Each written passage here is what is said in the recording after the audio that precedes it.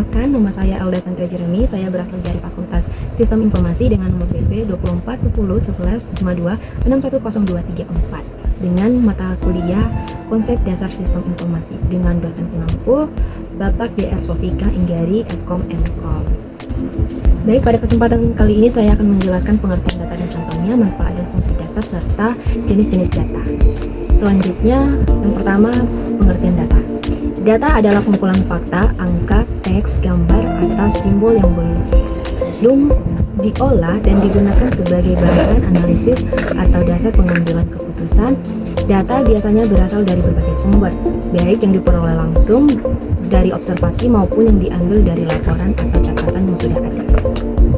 Menurut Kamus Besar Bahasa Indonesia, data adalah keterangan atau bahan nyata yang dapat dijadikan dasar kajian, analisis, atau kesimpulan.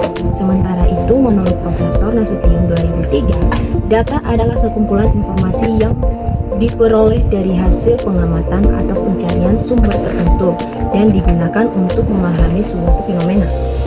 Dalam berbagai bidang, data digunakan untuk memahami kondisi, menganalisis tren, dan mendukung pengambilan keputusan. Nah, contoh-contoh penggunaan data ada beberapa. Ada di bidang bisnis. Contohnya, data penjualan bulanan digunakan untuk menganalisis produk yang paling laris. Selanjutnya, data kepuasan pelanggan dari survei digunakan untuk meningkatkan layanan. Di bidang pendidikan, nilai ujian siswa digunakan untuk mengevaluasi efektivitas dan metode pengajaran. Data kehadiran siswa digunakan untuk menilai kedisiplinan. Selanjutnya, di bidang kesehatan, data rekam medis digunakan untuk mendiagnosis penyakit. Data jumlah penderita suatu penyakit digunakan untuk menganalisis penyebaran epidemi. Di bidang teknologi dan media sosial, data efektivitas digunakan media sosial digunakan untuk menargetkan iklan. Data pencarian Google digunakan untuk menampilkan hasil yang paling relevan. Selanjutnya, manfaat dan fungsi data. Data memiliki berbagai manfaat di berbagai bidang, seperti di bidang bisnis, kesehatan, pendidikan, dan pemerintahan. Manfaatnya yaitu pengambilan keputusan yang lebih baik.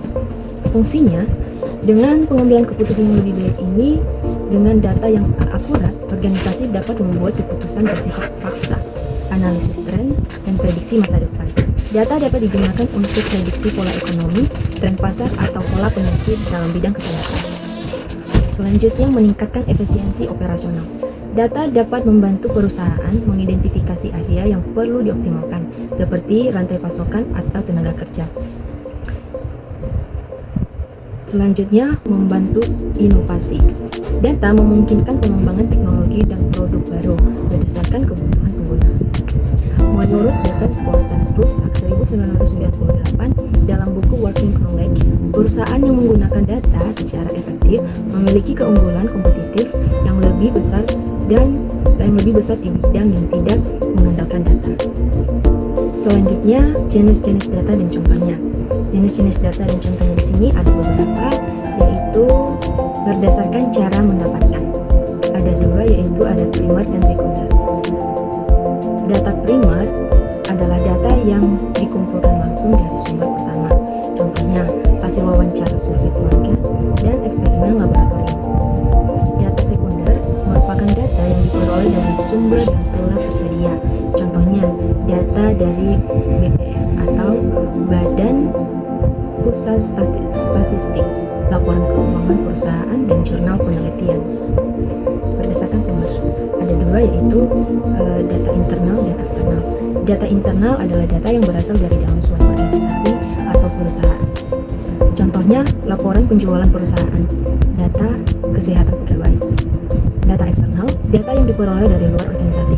Contohnya, data harga saham dari Perusak Efek Indonesia dan data cuaca dari BMKG.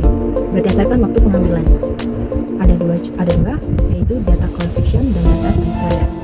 Data cross section adalah data yang dikumpulkan pada satu titik di waktu tertentu. Contohnya, data jumlah pengunjung toko pada bulan Januari 2024. Data time series adalah data yang dikumpulkan secara berkala dalam periode tertentu. Contohnya, data pertumbuhan ekonomi Indonesia dari tahun 2010 sampai 2024. Berdasarkan sifat, Berdasarkan sifat di sini ada dua, yaitu data kuantitatif dan kualitatif. Data kuantitatif merupakan data dalam bentuk angka yang dapat dihitung dan dianalisis secara statistik. Contohnya pendapatan bulanan seorang karyawan dan jumlah siswa di sekolah. Data kualitatif yaitu data dalam bentuk deskripsi atau karakteristik yang tidak dapat diukur dengan angka secara langsung. Contohnya pendapatan masyarakat tentang suatu kebijakan dan tingkat kepuasan pelanggan. Baik, sekian penjelasan saya mengenai data, manfaat data dan jenis-jenis data. Saya menyadari bahwa penjelasan saya tersebut jauh dari kata kesempurnaan, maka dari itu saya mengharapkan kritik dan sifat yang membangun. Dan semoga dengan adanya penjelasan ini, teman-teman dapat memahami apa itu data, bagaimana jenis-jenisnya, apa manfaatnya. Semoga penjelasan saya ini dapat membantu teman-teman semua. Saya akhiri. Assalamualaikum warahmatullahi wabarakatuh. Shalom, Om Swastiastu, Namo Buddhaya, salam kebajikan.